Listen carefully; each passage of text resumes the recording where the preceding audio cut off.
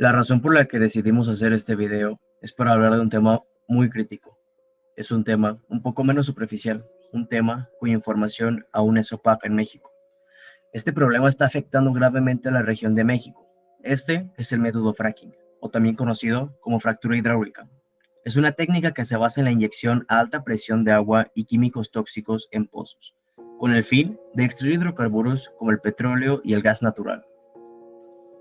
En 1938, el presidente Lázaro Cárdenas impulsó la primera reforma energética, la cual protegía los recursos del subsuelo, prácticamente hidrocarburos, y suprimía la explotación de estos recursos a empresas privadas, para así aprovechar los bienes del dominio nacional.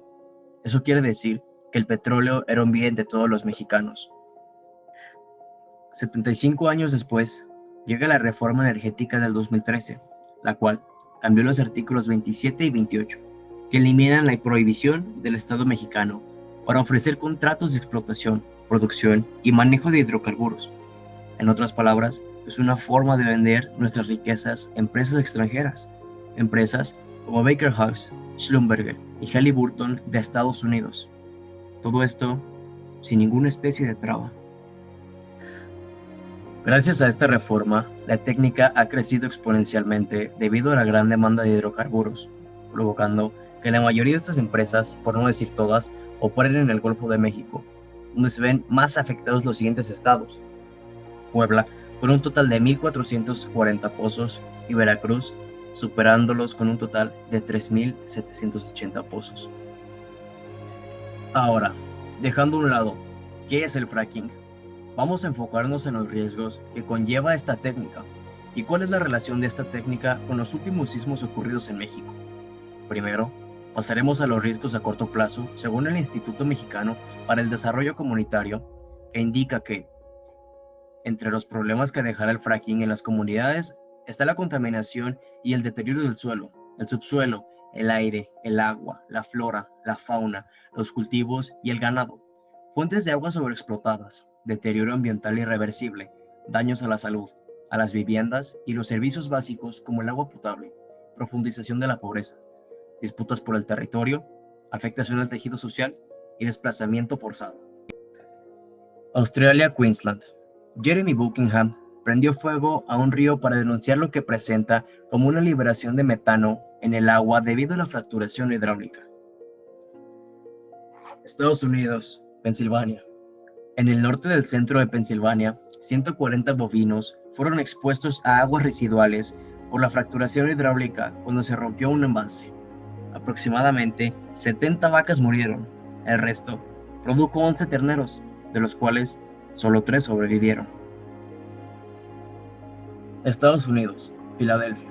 A pesar de los controles modernos de contaminación y desindustrialización, la Sociedad Torácica Americana y la Universidad de Nueva York reportaron que la excesiva contaminación en el aire puede ser la causante de 126 muertes prematuras y 284 hospitalizaciones.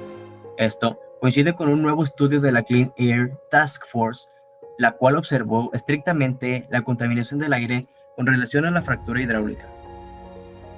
Por otro lado, se han realizado investigaciones sobre la relación entre las inyecciones de fracking y los terremotos. Youngstown, Ohio, que también se sienta en Marshall Shale, no tuvo temblores medibles desde el momento en que los registros de observación comenzaron en 1776 hasta enero del 2010. Desde que comenzó el pozo de inyección North Star 1 en diciembre del 2010, en la cercana Pensilvania, la ciudad registró 109 terremotos. Pero, ¿por qué esta técnica produce terremotos? Según el artículo de James Fonka, publicado en la revista Forbes, existe una conexión entre el fracking y los terremotos. Afirma que los terremotos no son el resultado de fracking en sí, en su mayoría son el resultado de la inyección de agua residual de fracking y otros desechos, incluso de pozos que no son fracking, a profundidades muy por debajo del horizonte de fracking. Cuanto más grandes sean los volúmenes de agua inyectados en el subsuelo, más grandes pueden ser los terremotos. Por otro lado, en México, el doctor de Ciencias Geológicas, Juan Manuel Rodríguez Martínez, puntualiza que se han producido 304 temblores en el estado de Nuevo León en el 2006 y que la causa está relacionada con el método fracking. Ahora, Teniendo toda esta información que respalda que la fractura hidráulica tiene una estrecha relación con los terremotos, tomemos en cuenta que los estados donde más se realizan estas prácticas fueron de los más afectados por el terremoto del 2017.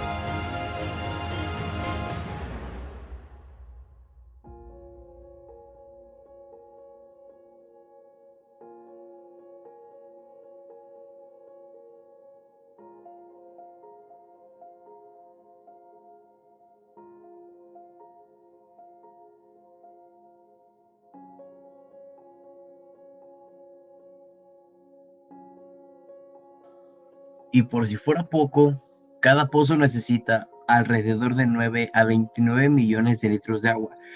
Y teniendo en cuenta que la explotación de los 20.000 pozos anuales que se están planteando supondría un volumen de agua equivalente al necesario para cubrir el consumo doméstico de entre 4.9 y 15.9 millones de personas en un año.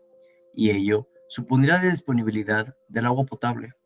Todo esto por el afán de lucro privado de empresas que en su mayoría no son mexicanas.